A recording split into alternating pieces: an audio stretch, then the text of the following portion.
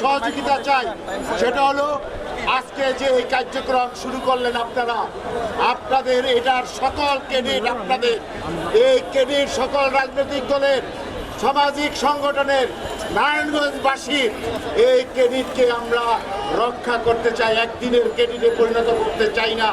আমরা এটা অব্যাহত রাখবো।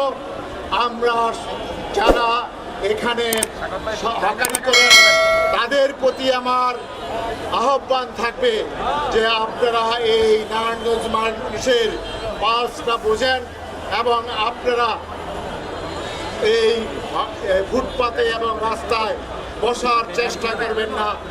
আজকে আমরা স্বাভাবিকভাবে করলাম, পরবর্তীতে আমরা আইন শৃঙ্খলা বাহিনীর মাধ্যমে আপনাদের মালামাল তুলে নেব, সিজ করব এবং আইনের আওতায় এনে সাজার ব্যবস্থা হবে।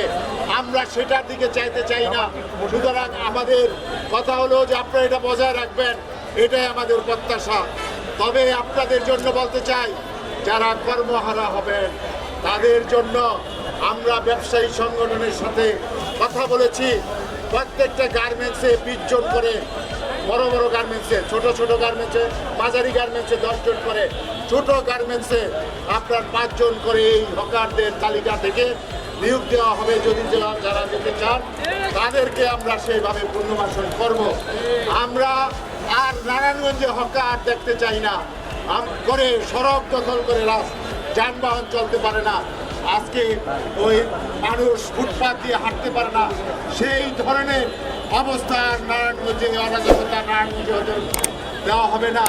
ইতিপূর্বে এই বিষয়টি নিয়ে অনেক জল ঘোলা হয়েছে নারায়ণগঞ্জের। আমরা বলতে চাই সরকারি দলের পক্ষ থেকে, যেটা আমাদের সরকারি দলের একক কোনো কৃতিত্ব না এবং একক কোনো প্রোগ্রাম না, এটা সকল রাজনৈতিক দলের কৃতিত্ব।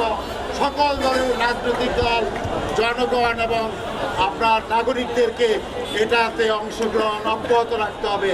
আমরা সেই অব্যাহত রাখার মাধ্যমে আমাদের এই সমস্যার সমাধান করব।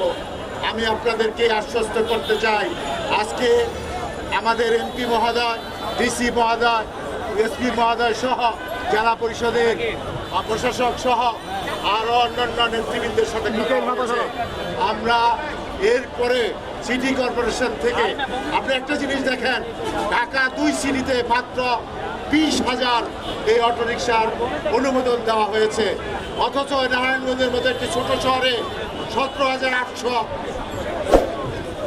অটোরিকশাকে অনুমোদন দেওয়া হয়েছে, যেটার ভার আজকে নারায়ণগঞ্জবাসী, নারায়ণগঞ্জের জনগণ বহন করতে পারছে না।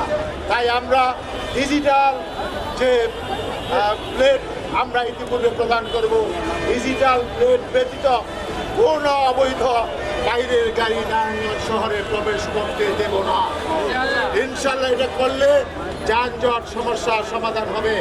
আমরা ওই যে বিভিন্ন যে স্ট্যান্ড আছে, ট্যাক্সি স্ট্যান্ড, ওই বাস স্ট্যান্ড এবং আপনার সিএনজি স্ট্যান্ড, এগুলি আমরা তাদের সাথে বসে কিভাবে আপনার এটা সমাধান করা যায় সেটা আমরা করব। আমরা আপনাদের প্রতি বলতে চাই, মশা নিধন এটার কার্যক্রম শুরু হয়েছে, সকলের সহযোগিতা চাই প্রধানমন্ত্রীর নির্দেশে। আমরা বলতে চাই, আমাদের সিটি কর্পোরেশনের খাল আছে, প্রত্যেকটা খাল খনন করে মশার থেকে আমাদের রক্ষা করব। আমরা এই শহরকে মানুষের বসবাসযোগ্য করে একটি সুন্দর রাজনৈতিক সুন্দর বসবাসযোগ্য করার ক্ষেত্রে সকলের সহযোগিতা কামনা করে এবং আমাদের আজকের কর্মসূচিতে এই পর্যায়ের কর্মসূচি এখানে সমাপ্ত এবং